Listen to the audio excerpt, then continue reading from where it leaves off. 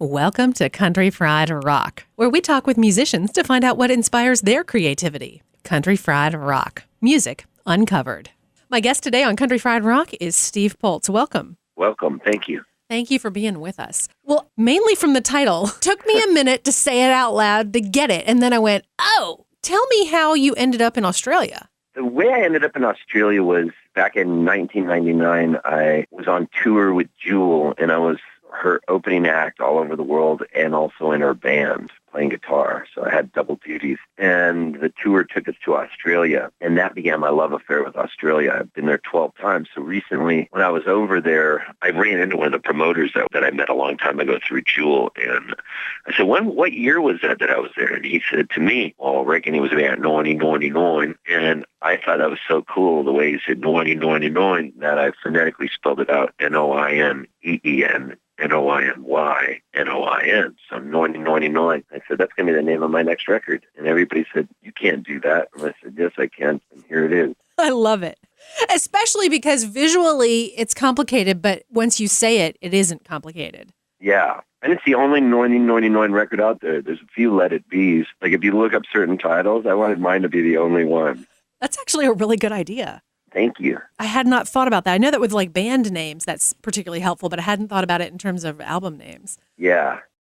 I know that you play a particularly intricate fingerstyle way, but how did you originally get into playing music way back? Well, the way I got into playing music was I have an uncle who's a brilliant piano player, and it's Uncle Louie. And we're all from Canada originally, and Uncle Louie, that side of my family is all from Cape Breton, where there's a lot of music. And so Uncle Louie came down, and he was, and still is, has always been a really cool uncle and has influenced me a lot. And so he would give me Beatles records and Monkees records, both Monkees and the Beatles. And he would take me to concerts. He took me to see Jesus Christ Superstar at the Hollywood Bowl. We used to go to the Hollywood Bowl a lot. And I got really into Jesus Christ Superstar, like both albums, Andrew Lloyd Webber and Tim Rice. But the way I got into guitar was at a young age, I think I was like 6, he took me to see Julian Bream, this classical guitarist from England, at the Hollywood Bowl. And it was just a brilliant concert. Like concerts I remember as a kid were Sarah Vaughan, Ella Fitzgerald, and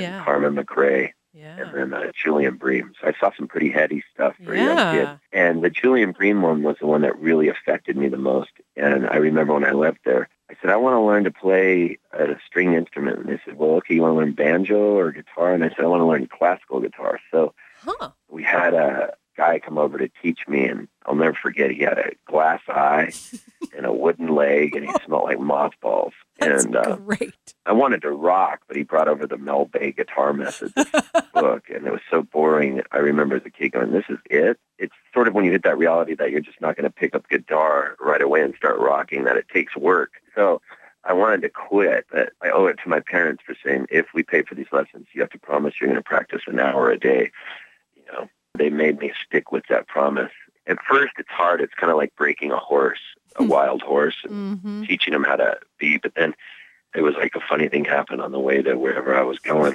What happened was after about a few months, it just became a habit to practice, play guitar, and it became my time with just me, and I got really into it. So that's how I started playing in that style. Fingerstyle then wasn't a huge change, just bringing some rock and roll into it. Right.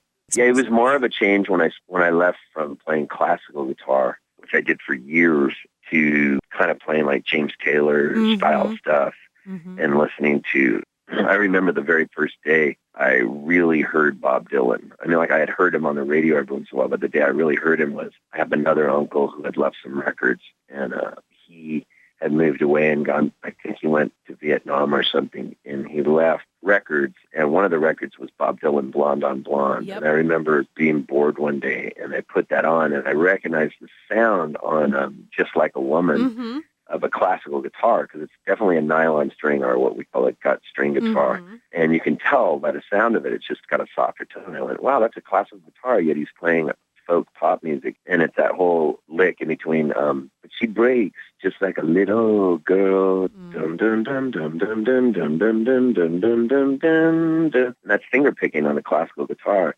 And my ears recognized it. And then I got really into Bob Dylan and his idiosyncratic style of singing and the way he phrased words out. And like when he sings a word, it becomes the word, with the way he would stretch the word out. And he could say it with such vindictiveness or such sweetness, depending on the song. And I really took to that, almost like the way Sinatra sings as well. When Sinatra sings a word, he's almost like a Shakespearean actor in his phrasing. Like if you listen to Sinatra sing in the wee small hours of the morning, you're really transported to, here's this guy in the wee small hours of the morning, lamenting and pining for this woman. The way Sinatra did it, I think he was really a gift, an American original too, in his phrasing, just as Dylan is. Hi, this is Steve Poltz. You're listening to Country Fried Rock. If you want to check out my music, go to Poltz.com, Poltz.com,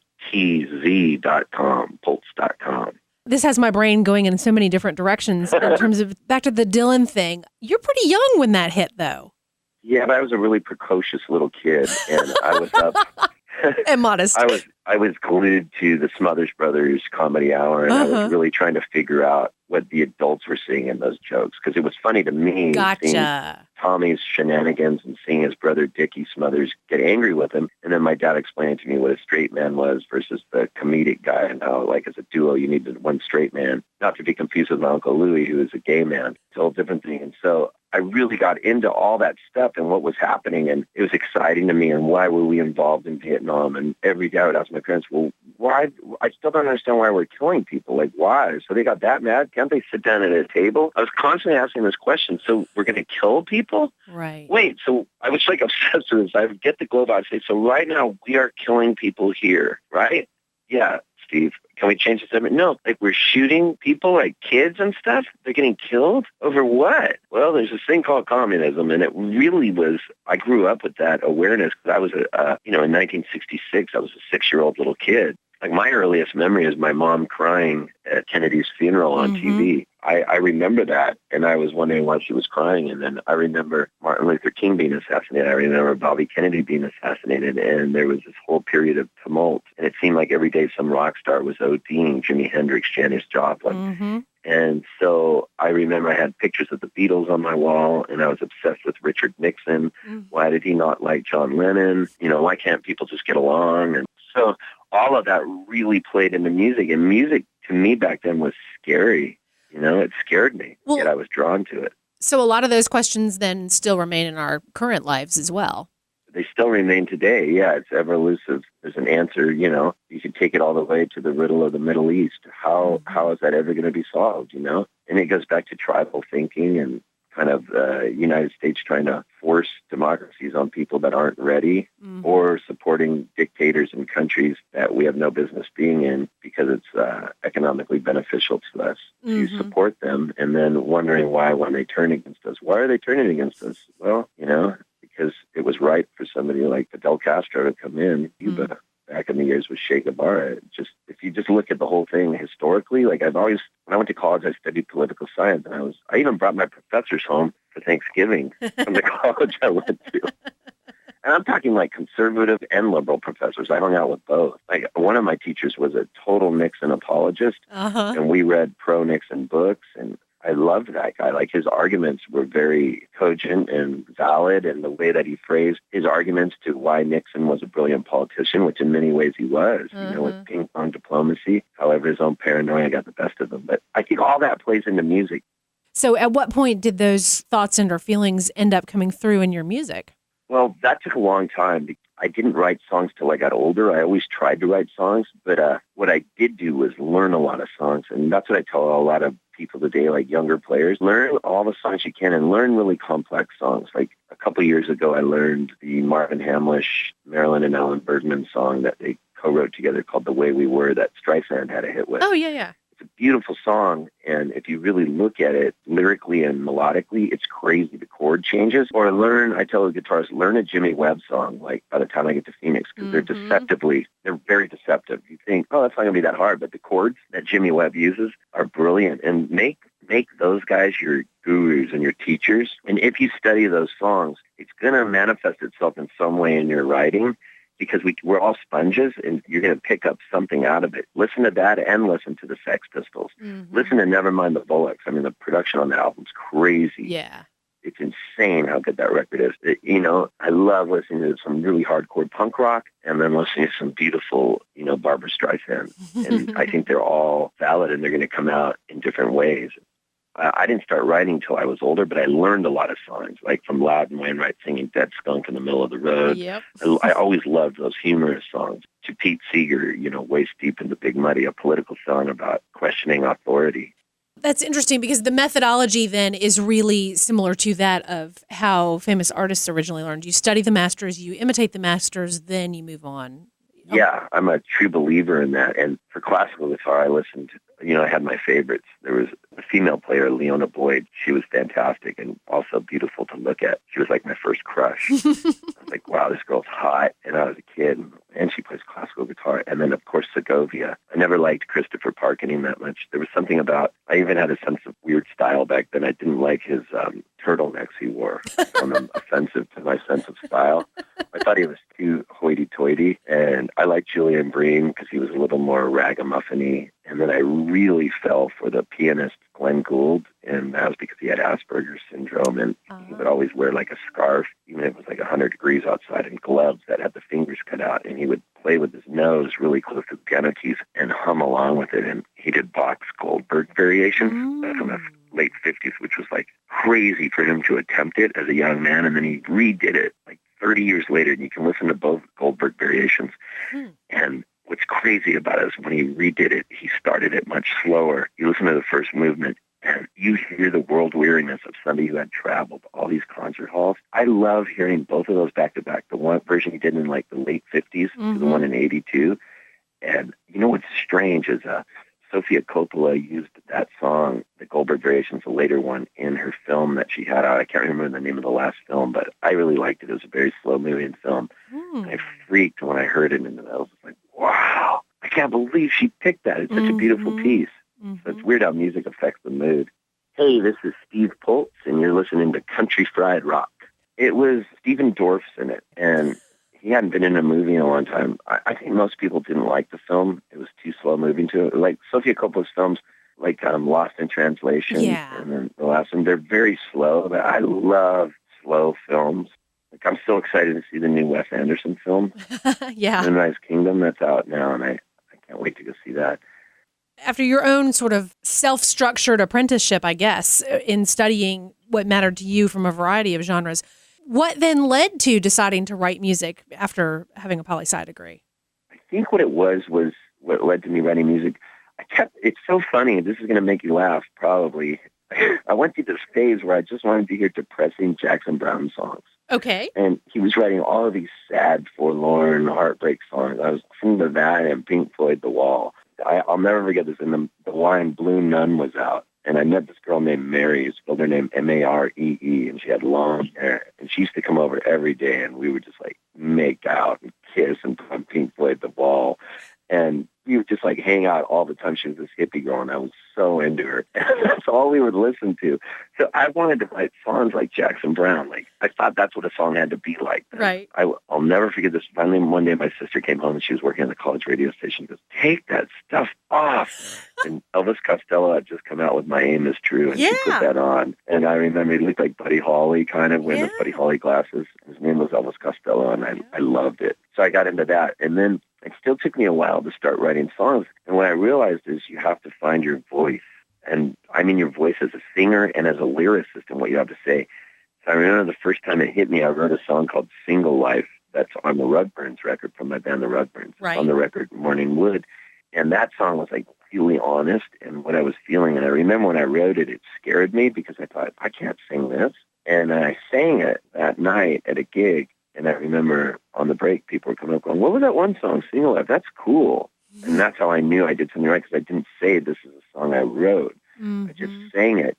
And I noticed that it affected people. And they went, wow, you wrote that? I want to hear that again. Then I thought, wow. And that was my lesson, and the most important lesson I could learn, which is this. If you follow your voice as a songwriter, people are going to find you magnetically. They're going to be drawn to you. And the people that need to find you are going to find you. And that's how your audience is going to get to you, by you being totally honest and not worrying that some people aren't going to like it and not like you or be offended or whatever. You have to do what's right for you. And when you do that, people will sense the honesty because they have bull meters in them. And the more you do that, the more people are going to find you. And you'll know it's right after the gig when they come up and say to you, when are you coming back? If they say that, you're on to something. If they're not saying that and they're not coming back and there's no call to action and they're not coming up wanting to buy your music or get it, then you need to reassess where you're at and go, how do I do this? Am I not being totally honest? Or maybe this just isn't the gig for me. Maybe I'm not meant to do this. But like I always had to do it. And so it's like my life. I think about it all the time. I live for music and it's what I'll always do. So has that given you the freedom then through being honest to wherever you are at any given moment creatively? Has that given you the freedom to change the sound of what you're making as well? Yes, definitely. You have to be fearless in that and just go with whatever feels right, whether it's the most stupid, silly song to one that's really serious. You just got to go with what feels right to you and not worry what people are going to think. And I think a true example of that in America is Neil Young. Critics be he'll put out a synthesizer record, a rockabilly record, an album called Greendale that's basically like a high school play. And I went to see it. And that's like, to this day, probably one of my favorite Neil Young records. Let me put you on the spot about Neil Young for a second. Are you familiar with his most recent record? Americana, yes, I am. What are your thoughts about the fact that it's all cover songs? Man, that is so typical Neil. It's like he's like a little kid able to retain his inner 8-year-old and go, oh, see, there's a banjo on my knee. Oh, Susanna. Yeah, I'm going to do it with the crap crazy horse background vocals. So garage band punked out. He just doesn't care and he's going to do it. But you know what? I was reading an interview in Rolling Stone with, I can't remember his real name, but they call him Pancho. He was saying now they got a whole album of originals they're working on. So this goes to my thing. One thing leads to another thing. So like if I write a song called Sugar Boogers and people are going, that's just silly because I put out a record of all 45-second songs. There's 56 songs on it. It's called Answering Machine. Those led to other songs. So what Neil did is he hadn't played with Crazy Horse in a long time, brings them in and goes, we're going to sing all these standard songs. It's Americana. Yeah. And you listen to it. I was listening to it the other morning while I was shaving. That's when I do all my new music listening to. And I was laughing out loud going, God, this guy never fails. Amazed me on the fact that he's just fearless. He does not give a crap. So then I read the article and it all makes sense. Now they're working on this record because they were in there jamming together and it opened his mind up to allow the flow of all these new songs. That's how he tapped into them. Put out a record, has this record of stuff, and now that's going to lead to this other record. And I bet the record's going to rock, I love it that he put it out, Makes me smile that he's retained his inner 8-year-old. I'm always curious about what people think whenever there's cover songs, especially when you have someone like Neil Young, who's one of our greatest living songwriters. I won't listen to it as much as I would a record like Harvest, like Greenville, which I love. I won't listen to it as much, but I will listen to it. Interesting take. So for you then, this album you did of the Answering Machine album, creatively, where did that lead you afterwards? Then I had 56 45-second songs. And what it did was I would change the message like every day or so. And a lot of times just playing in the morning with the guitar would lead to something else. So it kept me really creative. And then I put out a record called Chinese Vacation. And I recorded that record. I didn't like it. I recorded it with the same producer who did One Left Shoe, which was a record I put out on Mercury. And it's a producer named Stephen Souls, a guy who played with Bob Dylan during the Rolling Thunder Review. He was with T-Bone Burnett in the Alpha Band. And I felt like it didn't sound good. And then I re-recorded the whole record with a guy named Billy Harvey, and that was when I liked it. And by then it had some different songs on it. So I have this record, original version of Chinese Vacation, sitting somewhere that never came out. That could be interesting. I'm not that proud of it, so I don't care if it ever comes out. Well, yeah, but there might be something interesting just from a creative standpoint to go, this is why. Yeah, you're right. I should. I need to re-listen to it after all these years now. That would be really interesting to see what your own response is. And it still may be, dude, I hated it. Yeah. I think that the key is to just keep putting stuff out. And I record every night. I record a show that I play, and then it's available 15 minutes after. So I have hundreds of live shows out there, but it's cool to put out new music, in the studio. And so I have this new record out, Noineen Noiny Noin, and that's pretty fun because I do songs off of that, but I always have newer songs that I'm doing too. And so I just recorded another record in Austin. So I'm not sure when I'm going to put that out, but it's finished now. Cool. Well, I mean, the fact that this new one just came out yesterday, I think. I think I should wait a few months and then put it out. Hey, this is Steve Poltz. You're listening to Country Fried Rock. If you want to find out more about me, go to poltz.com, Poltz.com, or look at my weird little pictures I put up on Instagram, just Steve Poltz. Thanks. What's different about this one that's not out yet? It's got some rug burn style, rocking stuff, really rocks hard. Fun. Yeah, it's a really fun record, and I like it because it was made in like a week and a half in Austin, Texas. It just happened really fast during South by Southwest. Yeah, that's a crazy time to choose to record a record. Yeah, I didn't plan to do it. Just like I didn't plan to make the record you have. Did it. I made that record in West Australia, and I just happened to be in West Australia, and I was on tour, and then the guy who was the drummer for the band I was opening for invited me over to have some tea with him at his studio and check it out. And then I went there, and I thought, oh, this is a cool little studio. And he said, do you want to try this guitar? And I pulled out the guitar, and I said, let me get my guitar. He said, let's set up a mic.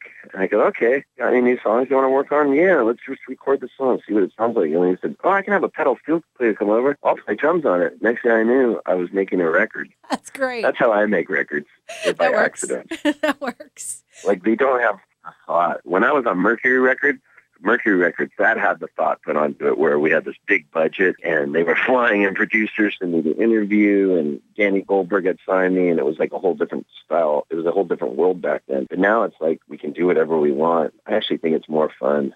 All right. So I'm sorry, I can't get off this topic. You recorded it during the week at South by. Like, I can't even comprehend that's how it's possible. South by is so crazy. Who did you end up working with? This guy from Sweden named Lars, who has a studio in Austin. And the way that happened is he was he mixed Noineen Noiny Noin, because I recorded it all in West Australia, but I like Lars to mix it. There's a thing about Swedish guys that are mixers. Okay. They're freaks. Start asking people, you'll see. They're like really technical. So this guy Lars is very funny and opinionated, and he was mixing the record, and then I said, I really want to record this song right now, and you produce stuff and have a studio. I just want to do this one song that's crazy. It's called El Centro. And he goes, let's do it, man. And he's got this Swedish accent. He goes, I'll get the drummer over here in an hour. He's my favorite drummer to work with. You got a bass player you want to use? And I go, yeah. And this bass player come over. I said, I want this to be real punk rocky, kind of like, I want to record it live. I always really like the sound of Pavement's record, Crooked Rain. Yeah. So we started playing, and I got so excited. I was like a little kid, and plus I had 12 shows to play in like 3 days because South by is so nuts. And I go, I'm going to come back after these shows. Then I'll come back tonight. Can I sleep in the studio? And then I go, let's record another song. I got this really rocking one. Okay, man, we'll do that. And then I was like, I got a show in Houston, but then I'm going to come back. Okay, man, we'll do that. You know, I got to go to Oklahoma City, but then I'll come back in 2 days. So it was like this patchwork thing. Next thing I know, I said, geez, I got to get going. I had to fly somewhere. I don't even remember where I went, Canada or England. Then I came back, and I said, I only had like 3 days that I'm home off the road in San Diego because I was on the road. He goes, I'll fly out. San Diego, we'll do the vocals there. So we did the vocals in San Diego. He flew out, and I did all the vocals. And he goes, I'll take back and mix it. And now it's done. He's mastered it. That's like, awesome. It's crazy. And it's got 16 songs. Holy cow. I know. That is crazy. So in that process, in between being on the road pretty much constantly, when new things are coming to you musically, whether it's stuff from other people or just ideas that generate from inside yourself? Well, you have to stay creative. So I have a friend that keeps me very creative. I have to write songs, and I have them due. Like homework due? Yeah, like every Thursday there's a song due. And this friend of mine in Austin, Texas, named Bob Schneider, and we have songs that are due where we have to say a phrase. Like there has to be some word that you use, like Chinese vacation or something. And you have to say it in the song and then email it in. I think the key is to have like only 4 people in the group so you actually listen to the other people's songs. And then that can keep you creative. So who else is in this group then? You got Bob Schneider. Well, it was huge. It was me, Bob Schneider, Jason Mraz, Anya Marina, Tristan Prettyman. There was a whole bunch of different people in it. But now the latest incarnation has just been, the small group has been Bob and Billy Harvey and Bob's guitarist, Clint Wells. Just 4 of us because I don't like a lot of people in it because I like to hear what people are doing. And at one point there was like 30 people in the group, and I'm not going to listen to that many songs. You can't listen to 30 songs in a week, not critically. No, not at all. working with someone and having that, I understand the obligation and how that it's sort of like you were mentioning your guitar practice as a kid. It becomes part of what you are and who you are. And writing is that same way. But in terms of what you get to hear from other people, where is that coming to you? The way that I find music is I just look at different websites and see what friends are talking about. Like right now on my listening to-do list for today is a guy named Joel Plaskett. He produced my record Dream House, and he's from where I was born, Halifax, Nova Scotia, Canada. And he has a new record out called Scrappy Happiness, and today that's on my listening list of things. Sometimes I'll read like No Depression or Pitchfork, and I'll read what they're touting, and then I go, oh, I've never heard of this. I'll check it out. And then I just go to Spotify as I'm driving down the road on my phone and then listen to it and see whether I like it or not. And if I like it, I get into it. If not, I'm like, I don't hear it. You know what I mean? But a lot of times I hear something, I just go, wow, that's really cool. That's something I would have never listened to had I not read about it. Or I'll go to Day Trotter. Yes, I've done a couple of those Day Trotter sessions. So sometimes I'll ask Sean, the guy that owns that company, what do you like right now? And he'll tell me, and I'll listen to something. Or I go back to like a lot of the classics. Like yesterday I was really into listening to, because they just released it on Spotify, was Ram, Paul McCartney, that record, because it's got that song, Too Many People Living Underground. Yep. That's like a good song to get out of the shower and shave to. And dance around in the bathroom. I love that song a lot. That's good. Hi, it's Steve Poltz. It sounds like you have kind of a recurring cast of people you like to work with at different levels of your music process. Yes. I always leave it open to other ideas and stuff. Like I remember I saw Alejandro Escobedo play at the Continental Club, and that blew my mind. It was probably 3 years ago at the end of South by. Man, the use of the cello and the strings, it was a wall of sound. The last time I felt that blown away by a wall of sound was at a Rocket from the Crypt gig, and they just had this saxophone, punk rock guitars buzzing, and wall of vocals, and this really rhythmic sound of like, on a rope, got me hanging on a rope, and John Reese singing it. It was like, it was bad, you know. I like that wall of sound. That was pretty cool. Yeah. And then I like listening to some Rufus Wainwright, different things.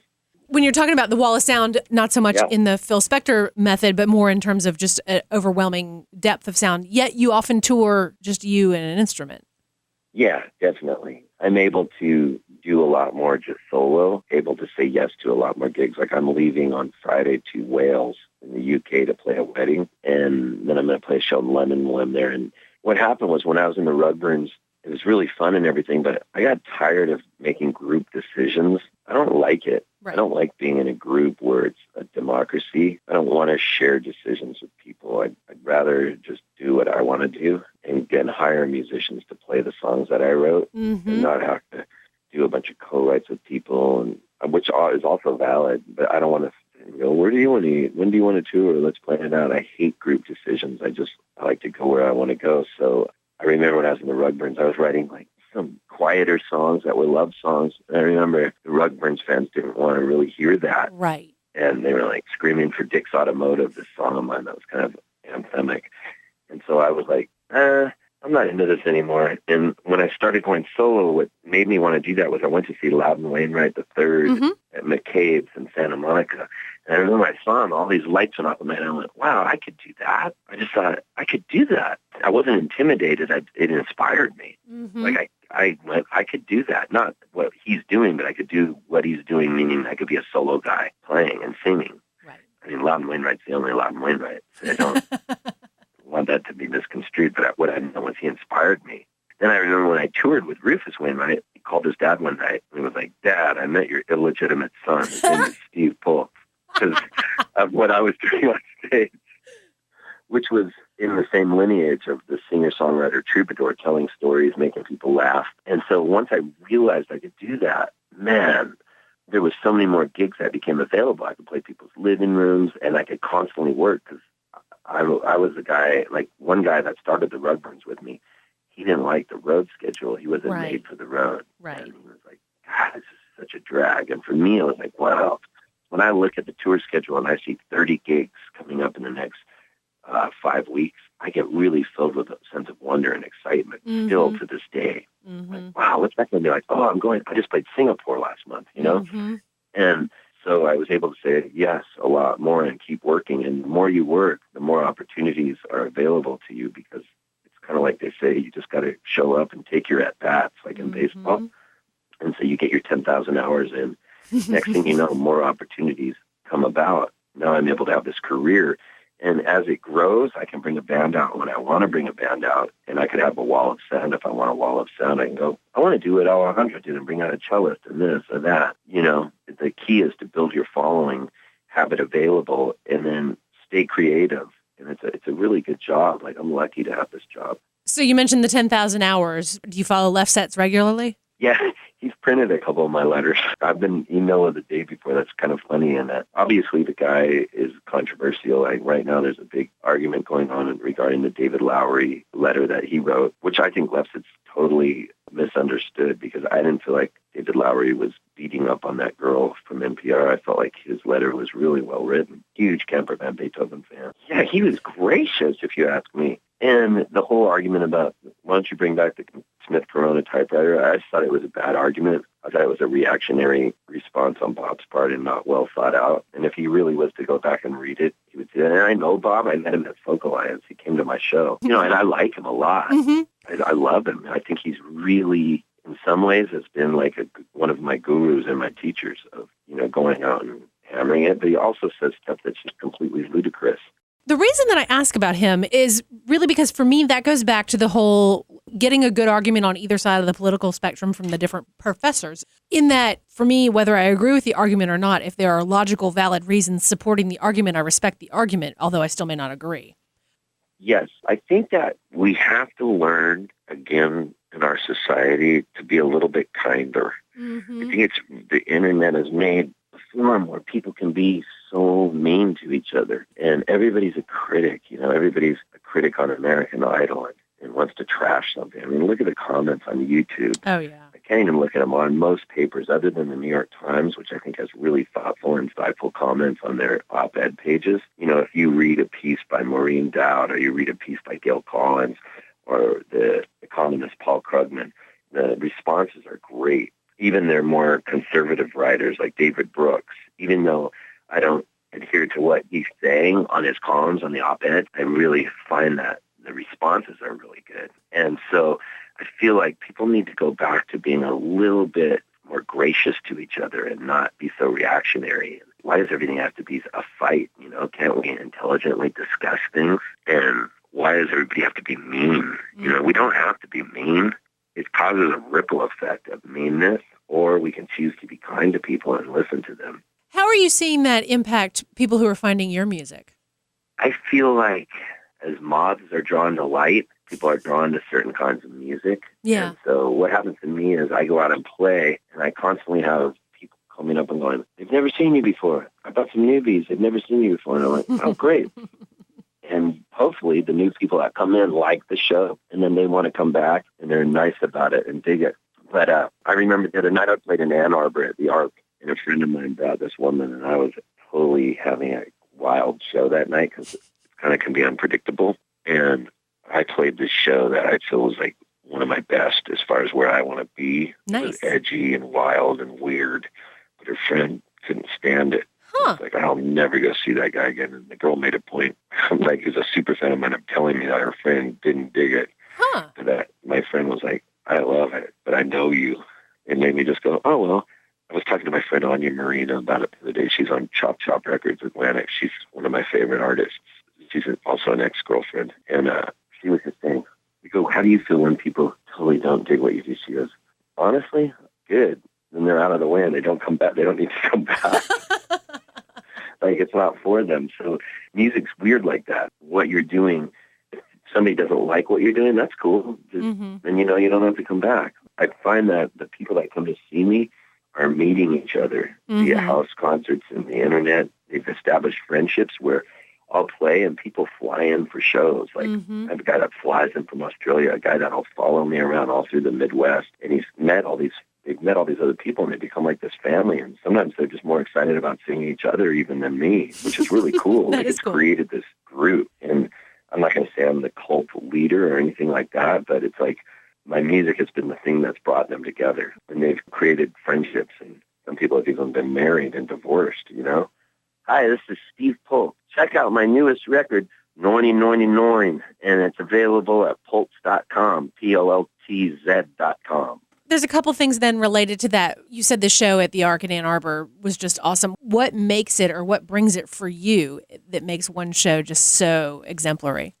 Well, to me, it was awesome. In my mind, it was. To that woman, it wasn't. And what made it for me was I was just like really going off. I was out there. I got to get a recording of it. Like I was thinking, I got to send this to my friend in Australia. It was really improvisational, and I was saying some really edgy stuff. Right. Some stuff that was just wrong. Yeah. But it was like the crowd was with it, and they were laughing. And it was really dark, comedically dark and funny. Right. I was making up songs on stage, and then the songs I was singing, I was just like had this energy and this fire. And so when I was done, I felt like, wow, this is why I play music. I was just like, that was an inspired show. And yet it really isolated this one woman who'd never seen me play, who basically said, I will never go see that guy again. My friend made a point of telling me that, and I was thinking, I really don't need to hear that. But I can hear it. I have thick enough skin, obviously. But do we need to hear that? Like, I remember when I was younger and people would come up after a Rugburn show and they go, oh, man, I love you, but my wife hates you. Or the other way around. Right. My wife coming up, my husband hates you, but I like you. I'd be like, can't you just tell me that you like it? Why do you it's this whole disclaimer that songs, how much your friends hate my music? Can't you just say you like it? But then I got used to it, because at first that's all I'd remember. And now I'm like, oh, well, that's cool. It's not for them. And that means you're doing something right, because that means you're getting people who are passionate about what you're doing that say, you have to come hear this. Because if there is no call to action, and if you're doing something that affects people that strongly, there's going to be other people that don't like it. I mean, try being the president of the United States. I think there was a quote by Jon Stewart where he says, I think what happens is the day you become the president of the United States, they bring you into a room, they tell you what's really going on, your hair instantly turns gray, and you come out and go, oh, no. People really knew what was going on. The whole country would be dead. You know what I mean? That the whole game is rigged, and that you have to tell the line, otherwise the whole economy will collapse. Yeah, I mean, imagine being that, and the criticism somebody like Barack Obama has to take daily, a pounding on a daily basis, or, George W. Bush when he was president, the pounding that guy took, and you're going to have, our country is so divided. And I don't remember it being that divided in the 60s. I mean, I remember there being a tumultuous time, but I don't remember everybody having such a political identity as they do today. Nowadays, it's like there's a divide, and it's at 50-50 split, red states, blue states, you're getting your news from and what you're listening to, and they're trying to fire up people on MSNBC, and they're trying to fire up people on Fox. And it's like, wow, what's it going to come to? Mentally, I, of course, go back to Pete Seeger when I think about political music. I mean, how can you not? In terms of bringing in collaborators of your choice, then, do you have friends or colleagues that you would love to bring in? Yeah. Let me just say something really quick about what you just said. Please do. Pete Seeger, to me, is like the Ralph Nader of folk singers. Can't be bought out. Ralph Nader's like the last true, honest, probably politician that could never be bought out. Lives a modest life, totally tells like it is, but would never become president. Right. Doesn't care if he offends people, just like he's telling it as he knows it. And Ralph Nader, and Pete Seeger's like the Ralph Nader of folk singers. That's an interesting analogy. But anyways, like I could never be that good and altruistic as Pete Seeger is, so good and so altruistic. But who would I like to bring in and collaborate? I think it'd be cool before my Uncle Louie passes away to get him come in to play piano. That would be cool. I'd have my dad come in to see my dad's poems because they're funny and he's so playful and he's got such a good voice. So those are two people, my dad and my Uncle Louie. That would be neat to get that down, recorded, and then to use some of those pieces in different ways. Yeah. Multimedia, that could be very And maybe my sister to harmonize on something, because I think there's something about family members harmonizing together, like brothers, like Ray and Dave Davies, the Louvin brothers, Noel and Liam Gallagher. There's something about, and the Everly brothers. Of course, they all hate each other, but like I'd become good friends with Willie Nelson's daughter, Amy Nelson. Yeah. And she's in a group called Folk Uke with Arlo Guthrie's daughter, Woody Guthrie's granddaughter, Kathy Guthrie. I'm good friends with both those girls and Arlo's other daughter, Annie Guthrie, who does all Arlo's planning. And Annie's always sending me funny clips of Arlo, and I've just now gotten into Arlo Guthrie at this age. However, I remember Alice's Restaurant. I didn't know he's got two other versions of Alice's Restaurant. One's like 30 minutes long. That guy Yeah. is like that's my people, Arlo Guthrie. Yeah. The way he tells a story and how funny he is, oh my God. That's like, for me, that's what I really love. Like, I love the Woody Guthrie songs, don't get me wrong, the Pete Seeger songs, but I'm more of an Arlo guy, like an entertainer, and a guy who's just like is goofy and silly, and you watch those stories that he tells. Like, listen to the motorcycle song that he does live in Sydney. Oh my God, he's like talking about going off a cliff on a motorcycle, and it's hilarious. And he was just playing last weekend with Pete Seeger, and they were doing the Steve Goodman song, City of New Orleans. Yeah. There's a YouTube video of that up, man. Pete Seeger's 92, I think now, maybe 94. Yeah, it's crazy that he's still doing it. You know, these guys are legends, and Bob Dylan, the same thing, still touring, you know. I see Dylan every chance I can get. I really appreciate the time you've taken to share with us. And I'm going to keep doing this and going to from country to country and house to house. And if anybody wants me to come play their house, I'll do it. I love telling stories and singing songs, and I'm hopefully going to pass the tradition on to people that are younger and keep the long line going of people that are traveling troubadours out there. Fantastic. I really appreciate your time today. Thank you so much. Oh, yeah, it was great talking to you. Well, thanks for doing this. Absolutely. Thanks a ton. I appreciate your time. Take it easy, Steve. All right, Sloane. Bye. Bye-bye. Country Fried Rock. Find the full playlist from this episode on countryfriedrock.org. Check us out on iTunes. No music, just talk. Our theme music is from The Full Tones. Our Country Fried Rock stinger is from Steve Soto and the Twisted Hearts. Country Fried Rock. Copyright 2012 by Lilypad Productions. All rights reserved. Ever he been helping us some country fried rock? Hey y'all, it's Sloane Spencer. Thanks so much for finding all these new old episodes of Country Fried Rock. I've got something completely different available these days called Sleep with Rock Stars. And it all started from a listener comment back in the very early days of Country Fried Rock who said, you know, I slow these down to 75% and fall asleep to them. And I was like, well, over the years I started thinking about it, and I recently started Sleep with Rock Stars. It's the Gen X sleep podcast, and you can find it at sleepwithrockstars.com or your favorite podcast app.